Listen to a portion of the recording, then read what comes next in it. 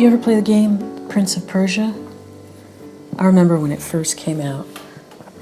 You had the dude who was imprisoned in this like multi-level dungeon, and the only way out is to hustle around armed guards and snapping, gaping traps and all kinds of craziness.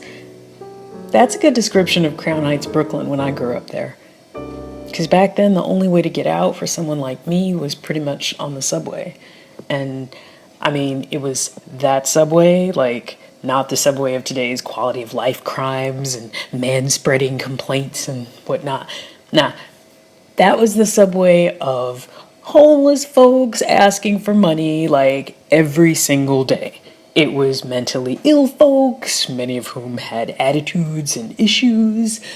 It was also aspiring hip-hop artists doing their dancing and their rapping, and it was a constant assault on the senses. But it was more like the real world than the Brooklyn people know today. I'm a pretty average person. Average height, weight, I'd like to think intelligence.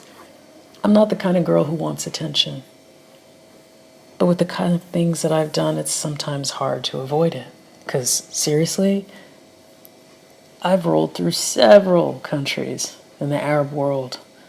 Chilled out in Paris, in London, in Austria, in Germany, before I figured out that almost every skill I had, I owed to the bad old days in Crown Heights, Brooklyn. It was partly the isolation, and partly it was a lot of long-ass rides on the subway. I'd say the closest thing to my life is a comic book. One that depicts a jacked up, edgy, unfair world with noirish thrills and emotional roller coasters. Populated by folks who are forever getting trapped and folks who somehow manage to get away. I describe myself that way to a kid, as an escape artist. In my life, I've gotten really good at getting away. And you know what?